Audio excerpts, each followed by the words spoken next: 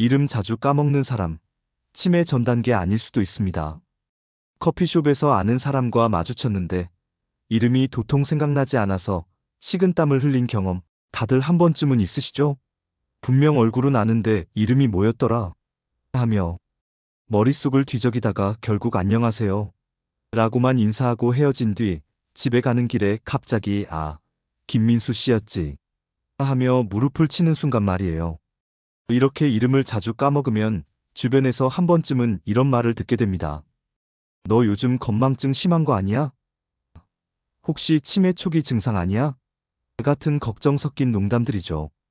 그러면 정말로 불안해지기 시작합니다. 내가 벌써 치매가 온 건가?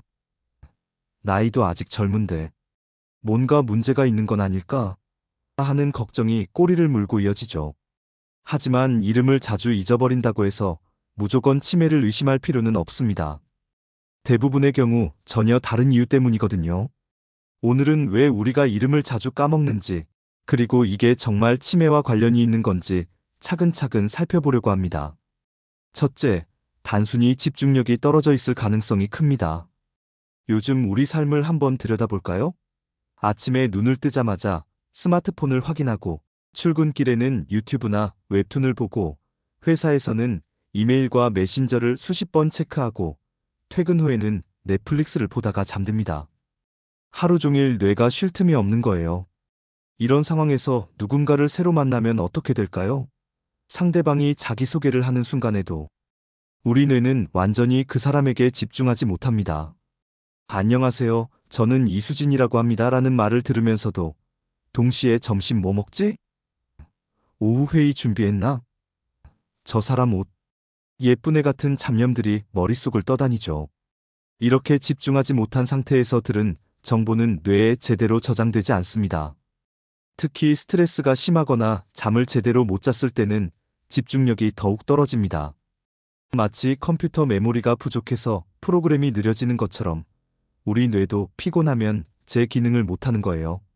어제 야근하느라 새벽 2시에 잔 다음 날 아침 회의에서 소개받은 신입사원 이름이 기억 안 나는 건 당연한 일입니다. 이건 기억력 문제가 아니라 집중력 문제거든요. 둘째, 우리가 하루에 접하는 정보의 양이 너무 많다는 점도 큰 이유입니다. 옛날 사람들은 평생 만나는 사람의 수가 몇백 명 수준이었다고 해요. 작은 마을에서 태어나 비슷한 얼굴들만 보며 살았으니까요. 그런데 지금은 어떤가요?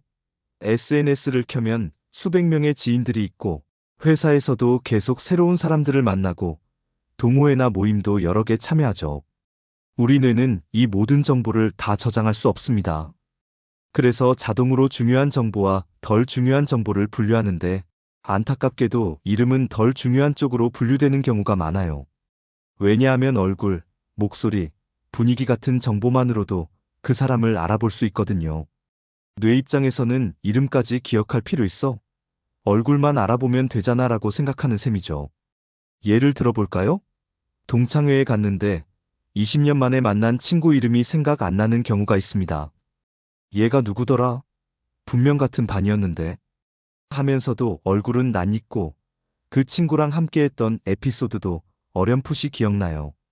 이 친구랑 수학여행 갔을 때 같은 방 썼던 것 같은데 이런 식으로요. 이건 기억력에 문제가 있는 게 아니라 뇌가 이름보다는 시각적 정보와 경험을 우선순위에 두기 때문입니다. 셋째, 단순 건망증과 치매는 명확하게 다릅니다. 이 차이를 알면 쓸데없는 걱정을 많이 덜 수 있어요. 건망증은 힌트를 주면 금방 기억이 납니다. 어제 커피숍에서 만난 사람 누구더라? 하다가 친구가 안경 쓴 키 큰 사람이라고 하면 박진우 라고 바로 떠올리는 거죠. 기억이 사라진 게 아니라 잠시 저장된 서랍을 못 찾고 있던 것뿐입니다. 반면 치매는 그 경험 자체가 기억에서 완전히 지워집니다. 어제 누군가를 만났다는 사실 자체를 기억 못해요. 나 어제 집에만 있었는데? 라고 반문하는 거죠. 아무리 힌트를 줘도 무슨 소리야? 나 그런 사람 만난 적 없어라고 합니다. 이건 서랍을 못 찾는 게 아니라 서랍이 아예 사라진 상태예요. 또 다른 차이점도 있습니다. 건망증이 있는 사람은 자기가 뭘 잊어버렸는지 압니다. 그 사람 이름이 뭐였더라? 기억 안 나네라고 본인이 인식하죠. 하지만 치매 환자는 자기가 뭘 잊어버렸는지조차 모릅니다. 기억이 없다는 사실 자체를 모르니까 주변에서 지적하면 오히려 화를 내거나 부인하는 경우가 많아요. 예를 들어 건망증이 있는 사람은 오늘 점심 뭐 먹었더라?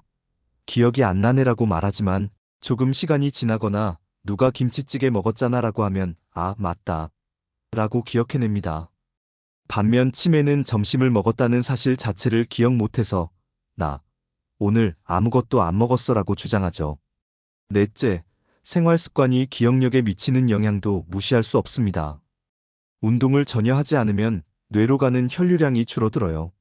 뇌세포는 산소와 영양분을 혈액을 통해 공급받는데 혈액순환이 안 되면 당연히 뇌 기능도 떨어지죠. 하루 종일 의자에 앉아만 있는 사람이 이름을 자주 까먹는 건 어쩌면 당연한 일입니다. 영양 불균형도 큰 문제예요. 특히 단 음식을 많이 먹으면 혈당이 급격히 오르락내리락 하면서 뇌가 안정적으로 작동하기 어려워집니다. 점심으로 탄산음료랑 햄버거를 먹고 나서 오후 회의 시간에 이름이 생각 안 나는 건 혈당 스파이크 때문일 수 있어요. 뇌가 지금 당 처리하느라 바빠서 이름 저장할 여유 없어 라고 외치는 거죠. 술과 담배는 더 심각합니다. 알코올은 뇌세포를 직접 손상시키고 특히 기억을 담당하는 해마라는 부위를 약하게 만들어요. 어젯밤에 뭐 했더라? 하는 필름 끊김 현상이 자주 생긴다면 그건 이미 뇌가 경고 신호를 보내고 있는 겁니다. 담배도 마찬가지예요. 니코틴이 혈관을 수축시켜서 뇌로 가는 혈류를 방해하거든요. 반대로 규칙적인 운동, 균형 잡힌 식사, 충분한 수면만 유지해도 기억력이 눈에 띄게 좋아집니다. 일주일만 건강하게 생활해보세요. 어라? 요즘 이름이 잘 기억나네? 하는 경험을 하게 될 거예요. 다섯째, 뇌도 근육처럼 훈련이 필요합니다. 사용하지 않으면 약해지고 자극을 주면 다시 강해져요. 가장 효과적인 방법은 하루 30분 정도 책을 읽는 겁니다. 그것도 스마트폰이 아니라 종이책으로요. 종이책을 읽으면 페이지를 넘기고 밑줄 긋고 메모하는 과정에서 뇌의 여러 영역이 동시에 활성화됩니다. 손으로 직접 쓰는 것도 중요해요. 요즘은 다들 타이핑만 하잖아요. 그런데 손글씨를 쓸 때와 키보드를 칠 때 활성화되는 뇌 영역이 다릅니다. 손글씨는 운동 기억과 시각 기억을 동시에 사용하기 때문에 기억에 훨씬 오래 남아요. 누군가의 이름을 외우고 싶다면 만난 직후에 수첩에 그 사람 이름을 손으로 써보세요.